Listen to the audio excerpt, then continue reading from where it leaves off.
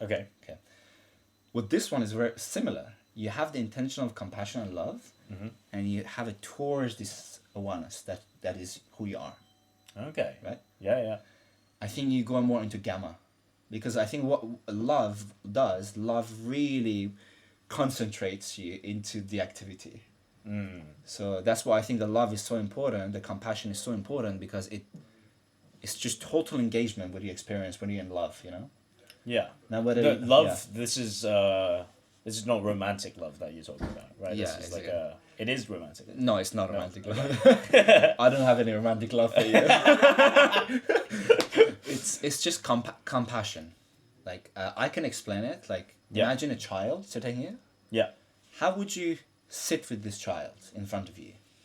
Like your state of being towards a child is a state of gentleness, a state of openness, a state of compassion, or towards an animal. Yeah. Observe how you are when you are with an animal. How do you feel?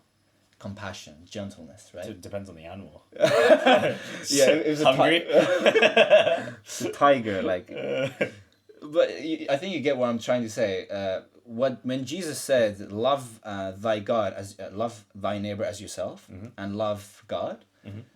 If God is this I am presence, that is this field of awareness around us, if we love and send our compassion to this field, as we send our love and compassion to other people that we come across with, I think this really brings like gamma into our life, like deep concentration. Because when you're in love, you are at your highest concentration. Like take when you're writing and you're in love with your writing, right? Like you're deeply concentrated with your writing, and I think that's gamma. Yeah.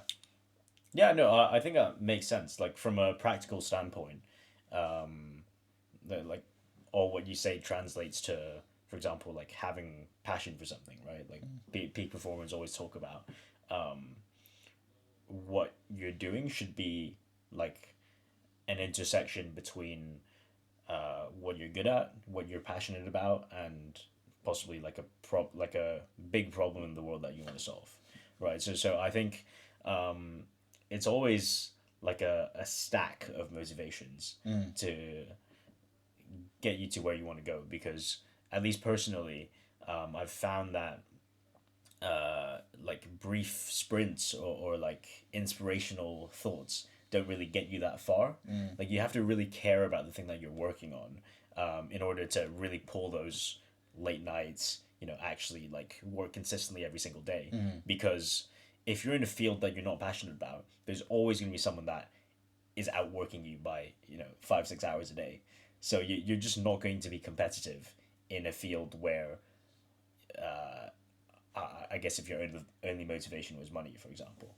Exactly. Yeah. Yeah. So what is your I don't know, definition of success? Because obviously you're an entrepreneur yourself, so I'm guessing you want to be growing your business. But then how does that tie in with your spiritual beliefs? Like is money or physical possessions important to you? Like where do you see yourself lying on that spectrum of like just Ferraris and fast cars and whatever to not needing anything, just meditating on a mountain in Nepal? Yeah, that's such a good question. That's such a good question. Like that is actually one of the most important questions. I've been contemplating about this question for a little while. And I like to answer your question by saying actually like balance. The point of balance is the best. But I begin my answer by saying what Jesus said, which is seek ye first the kingdom of heaven, and everything else that you're seeking will be added unto you. What does the kingdom of heaven mean? The kingdom of heaven is this I am presence, which is not super consciousness. It's not something beyond. It is this awareness that is our ordinary day-to-day experience, but most people miss it. So seek ye first the kingdom of heaven. Be interested in who you are as his presence, right? And everything else will be added onto you. And what does that mean? Okay, if I seek to recognize who I am, I'm not looking for external manifestations. That's not where my focus is. My attention is for Habib and Muhammad Ali towards God, for me towards my I am presence. Presence of this aware being, right? Yeah.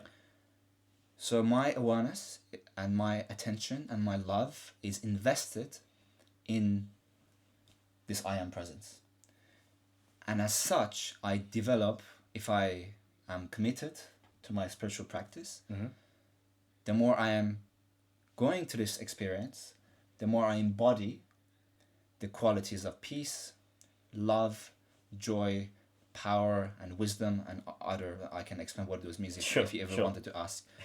But I embody that, and through the power of resonance, so the universe is energy, I believe. Okay. And is not an separated energy. So when you have an intention in the mind, when you have a feeling, especially, like a feeling is the powerhouse.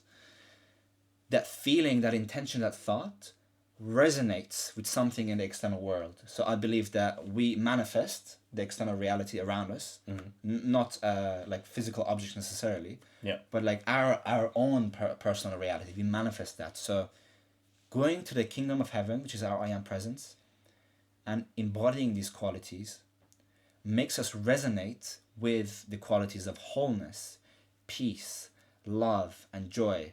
So then we magnetize experiences to ourselves which resemble those qualities. So that's why Jesus says, seek ye first the kingdom of heaven. If you seek to get the Lamborghini as your main focus of attention, if you seek to have a successful business as your main focus of attention, you're coming from lack. And lack is a feeling, a belief that something is missing and I need to get this Lamborghini to fulfill myself. But if you begin with, I am this presence of awareness, whose nature is wholeness, whose nature doesn't lack anything, doesn't need anything, then the way you move into the world is not by looking to get things to satisfy yourself, to make yourself whole, but to share this happiness, to share this joy, share this peace that you are with the world. So it's a massive difference. And that's why a lot of manifestation teachings, I believe, are misguided, because it makes you quite like, puts you in the mindset of, I need to be manifesting things. Sure. But the highest manifestation is the manifestation of the I am presence in your world. So that's peace, love, joy. So if you seek these things, seek your I am presence and its qualities, which is peace, love, joy. If you focus on that, and for you maybe, part of it is, okay, part of me manifesting love is me being devoted to what I love to do, right? Okay. So if that's your like your business, you go into your business with this love, with this devotion, then that's the right attitude. But if you go into your business to get love from the business, the difference is you start with love and devotion, right, and then you share that love and devotion in your business. Now think of a different Brian. If Brian doesn't feel happy, doesn't feel whole, Brian feels like something's lacking, and he needs to do this business to go in love and to feel love and peace and joy, things like that. Sure. I mean, just practically the way that I see it, from like a behavioral psychology point of view, is that, I don't know who said this. It might have been Dan Bilzerian that said this. Right? Crazy reference, I know. But he talks about, like, people never want to give you what you need. So, you can translate that to the universe or whatever. Like, the universe doesn't want to give you what you need. What do you need, yeah. And when you don't need something, it just tends to show up. Right? Yeah. And I found that very true in my own experience. Yeah. Like, whether that is like money, whether it's love, anything like that, like when you're really chasing for it, when you're really looking for something, people tend not to reciprocate. Like, and the rational, I guess, like logical explanation I can find for that is that you come across as desperate or needy, like whether in a relationship, like you just subconsciously, because you can't afford to lose that person or interaction, you end up displaying unattractive qualities. The same thing in a business deal, where if you're like completely desperate for a deal, it probably makes you a very unappealing business partner to be, right?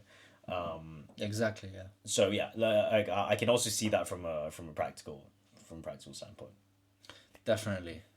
And I think, yeah, what you said was a perfect example of that. And I think the main difference is, are you starting with lack? Mm-hmm. Because everything is thoughts, feeling, and action. Everything like that we create around us. Right. Like the people we manifest, the business deals, the relationships, the education, everything is manifested with the power of mind, feeling, and action. So if within your subconscious mind there is a belief in lack, that I don't have love in my life, and I need to find love, and you go to the chase to find love, where you are coming from is this lack, feeling of lack, that I don't have love right now in my life, and I need to get it to become fulfilled.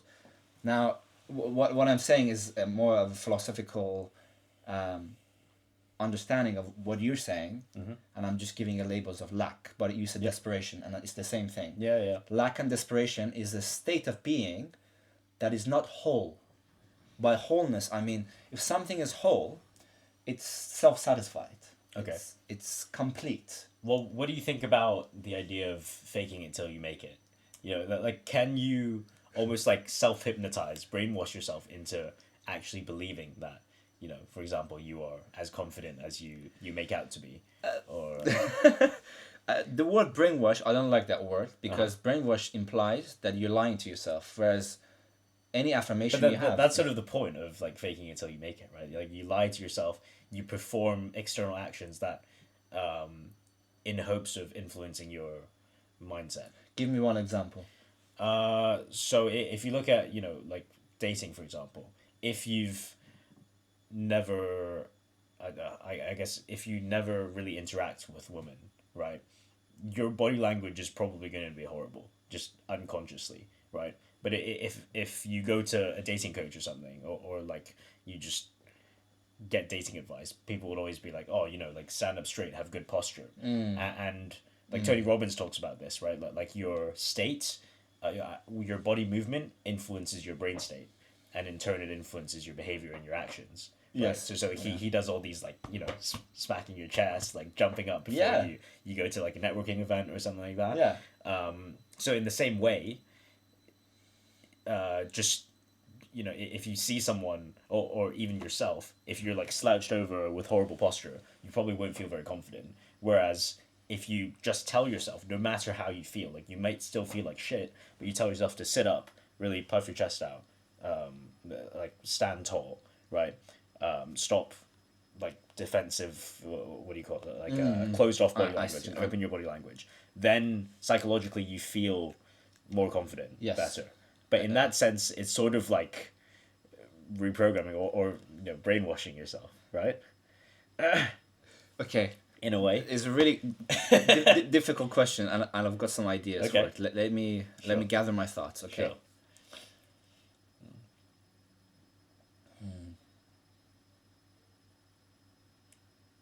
Because another thing that I thought of, right, is the cold exposure, which you're a big proponent of, right?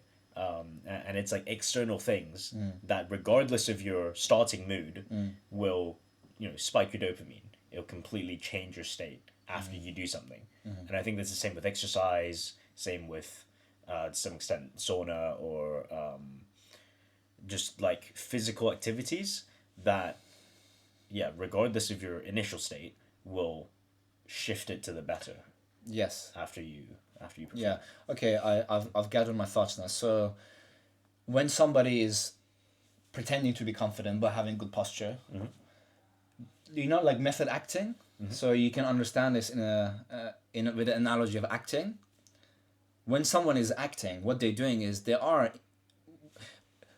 you may think your body posture is just body posture, but it's not. Your body posture is in resonance with certain belief, right? So when you have a good posture, you're automatically resonating with a belief of confidence.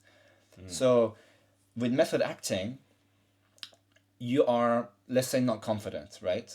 But if you have good posture, if you resemble all the qualities, maybe even external qualities of confidence, Yes. you are going from the external, and then you are sort of creating the internal feeling. So if I wear a suit, I feel different, Sure. right? Yeah. So I'm going from the external to the internal, right? I don't think that is sustainable, because you always need something external to create the internal, but it's useful. I think it's a tool. Like you can use clothing, posture, body language. You can use all of that to create a certain feel state within yourself. Right. But it's much stronger if you are not confident to ask the question, who is the one that is not confident? And that's the self-inquiry practice. The true confidence, again, is this awareness of being, right? Yeah. Who is not limited by the quality by physical space, physical universe, because everything in the physical universe is in a way weak and in a way not powerful. And the source of power, the source of peace is this being that we are. So if you what you said, sorry to interrupt. yeah. But what you said, like, just suddenly reminded me of a podcast I listened to. Yeah. With Dr. Robert Glover. I don't know if you've heard of him. No. He is basically, I think he's a psychologist as well as like a men's therapist. And he had this like the three essences of like an attractive man on Chris Williamson on Modern Wisdom, and he was saying the three like key qualities to an attractive man is the first one, which I think ties into what we're saying, is to be very comfortable in your own skin. The second was a man that like knows where he's going, so someone with purpose, and then thirdly, he has fun getting there.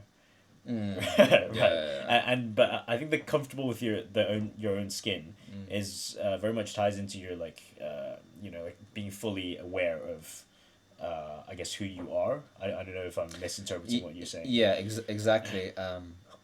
When you're feeling not confident, with the self-inquiry practice, self-inquiry is asking yourself questions. You feel this lack of confidence, you ask yourself, who is the one lacking this confidence? My thoughts may lack confidence, right? I may have thoughts of I'm inferior to other people, right? Yep. And in fact, I did struggle all my life with confidence because of anxiety. So I'm really acquainted with the feeling of being anxious and not confident versus confidence.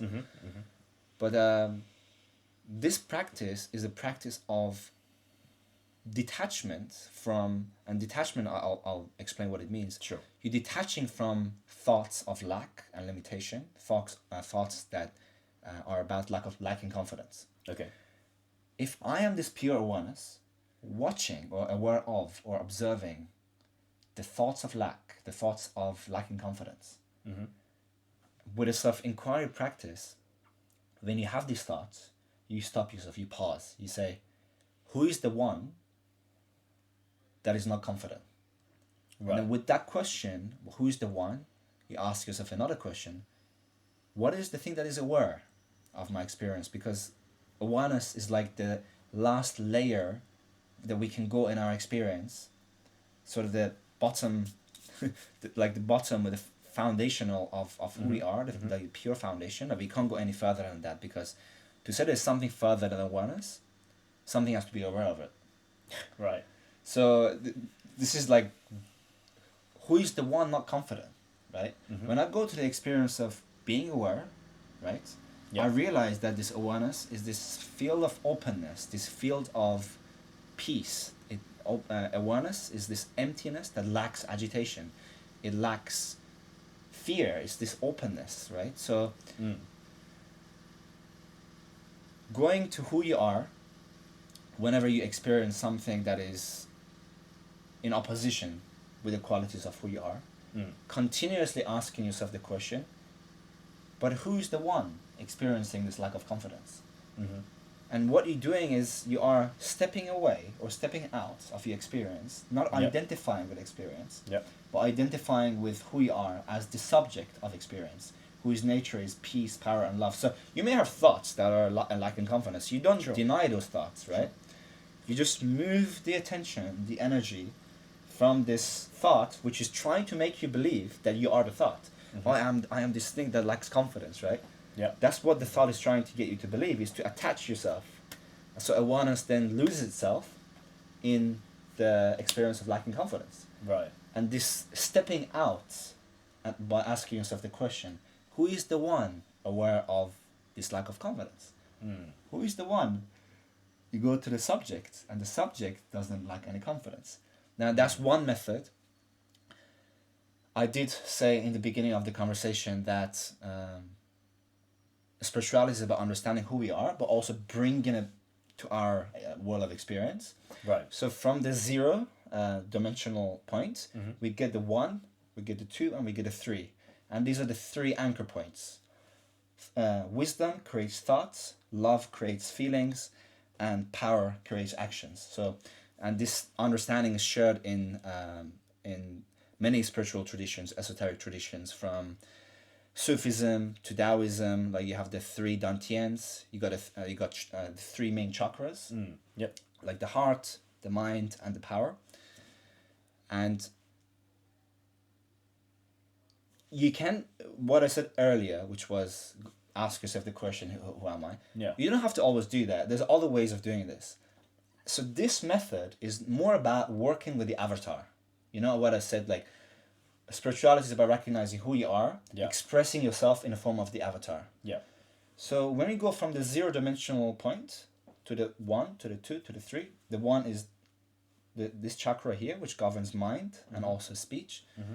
Another chakra here, which governs heart and feelings and power and action. We can also go to each of these energy points. So maybe a way for you to feel the confidence is to tune into your solar plexus, because the understanding is from the 0 point. Imagine this is the 0 point, right? Yeah. There's a light that goes through, and the first anchor point is here, second is here, and third is here, right? The understanding of these anchor points of energy is that these are the qualities of the I am presence in manifestation in your body. So if you want to feel power, you can tune yourself, become aware of the solar plexus, feel it, speak from it, maybe breathe into it, right? Yeah. You can also go to the heart. You can bring awareness to the heart, feel the heart, feel what it feels like the gratitude, the compassion. Mm-hmm.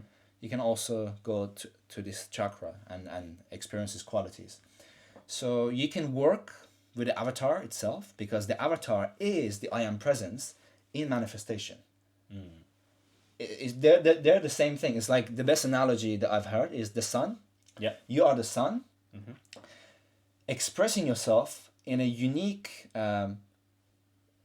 expression of light, like your unique resonance, your unique vibration, your unique wavelength Mm-hmm. is the sun, which is one, Yeah. expressing itself in the form of maybe some shades of like red, some shades of pink, some shades of green, and those colors are expressing certain patterns of energy, certain resonances, certain frequencies. I see. Yeah. But it's one thing. You are the light, you are the sun, Mm-hmm. and you're also the ray of the sun. But the ray of the sun is the sun. Yeah. Yeah. Yeah. So you can work with the ray, which is these 3 anchor points. Yep. And there's many ways to do that. Like you can chant, you can sing, you can this is Breath work. completely subjective to your creativity, how Okay. you activate these anchor points. Yeah. You know? But as you're activating these anchor points, you recognize that these are not just points in the body of a human being. You recognize that these are divine centers. These are the qualities of the I am presence that we spoke of, right? Yeah. And with that recognition, the faith goes up. You're like, this is not just a center in my body. This is the divine center of power. Like this is where all power comes from, you know, because this is the ray of the light called power. Yep. But it is the light. So it is the same source of power. So recognizing the power you have that is just within your energy field. Yeah. And what its source is, where does it come from? Because if you think, oh, this power is just in my body, right? It's not infinite, it's not eternal, it's not the power of the universe. Yeah, if you understand it as the power of the universe, Right. then you're working in a similar way as Muhammad Ali or Habib, because your power is in this fully in this Something greater than yourself, greater than the physical. yeah, greater than the physical, yeah. Yeah. But Yeah. I laid out I don't know if you have any thoughts on this. I guess my question is, so how do how would you reconcile the, I guess, different schools of thought around, for example, chakras, or you talked about Christianity a lot, like with Jesus and all that kind of stuff. So, do you think everybody's trying to get at the same thing? Like everyone's ultimately, referring back to this 0 point of being, whether God or enlightenment, like however you want to put it. Yes. Right. That like all these religions or all these different spiritual practices, is there a right or wrong? Is someone definitely wrong? Like, can you say that that's definitely not the case? Or how would you categorize that? Yes. I think when you look into the mystical traditions, Yeah. from Sufism to Buddhism to Hinduism, they share this understanding of something within ourselves, not outside of ourselves. That's what mystics, the difference between a mystic and a religious person is, for a mystic, they don't need to believe in God because they feel God. And they don't just feel God, they feel as God. They feel the universe as God. So that's why Jesus says, I am the way, the truth, and the life, right? He's not referring to his physical body and to his character. He's referring to a state of consciousness called this I am presence. That's why Jesus begins all of his statements with I am. I am the way, I am the truth, I am the life. I am the open door that no man shall shutteth. He's not talking about a person of Jesus. He's talking about this consciousness of I am. Right. That is the source of all these things. Now take Hinduism. Hinduism, you have the understanding of the Atman, your personal self, is Brahman, is the universal self. Same understanding. In Sufism, you have with Balayani, you have to know something like, I may be butchering this quote from Balayani, but to know God, you have to first know yourself. Yep. Right? And this understanding is shared. It's not limited to a certain culture, or if you look into any mystical tradition, even in Christianity, with Meister Eckhart, he says, the eyes by which I see God are the same eyes by which God sees me. Oh, okay. And that's the understanding of this awareness. I see. The awareness with which you're aware of me is the same awareness with which this awareness is aware of you. There's only one awareness. There's only one I. Right. Right. The experience of this awareness within ourselves is mostly felt as peace and wholeness. And then understanding that this awareness is shared and not separated and not unique to me, allows one to feel love, because love is the recognition that we share this being. So you look at a cat and you're like, I'm in love. But then you try to understand what's happened there. What's happened there on a deep level, you've recognized your oneness, your shared being with the cat. That's why when you look into someone's eyes for long enough, your personal self dissolves. You don't know who you are anymore. You're just this flow of energy together. Yeah. Love. Well, so that's like the intermingling of awareness. Yeah, exactly. Right. Yeah, but awareness, two rays of the light. Right now, one ray of the light, the same light, is interacting with another ray of the same light. And with our interaction, we're dissolving the boundary of the illusion of separation. So the experience of love is the experience of oneness of all things and all people. I see. Yeah. So, okay, final question. Yeah.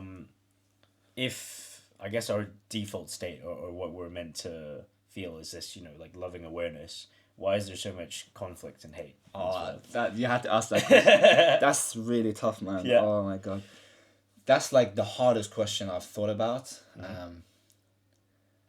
It's really interesting question. Okay, so I give you a few answers and you can criticize them if you want to. Sure. In order for this infinite and eternal awareness to experience limitation, it needs to forget itself, or forget its own nature as peace, love, and joy. Because imagine if this awareness and this infinite and eternal awareness knew itself with our day-to-day experience. There would be no capacity for limitation. There would be no capacity for interaction, like between me and you and other people. Right, because we'd be like a hive mind, like everyone would think the same thing. Yeah. Yeah, okay. And Yes. So there's an understanding that this infinite awareness has to forget what it is in order to create the manifested universe. Just in the same way that when you dream at night, in order for your mind to create the dream world, you need to forget that you're the dreamer dreaming. Yep. Yeah. So that's the understanding that this infinite eternal awareness needs to forget its infinite eternal nature in order to experience limitation in space-time. Oh, okay. So awareness pays a price Yes. for manifestation. Now, another aspect of it, which is more feeling-based, is this awareness separates itself in order to have something to love. So the price for love is suffering.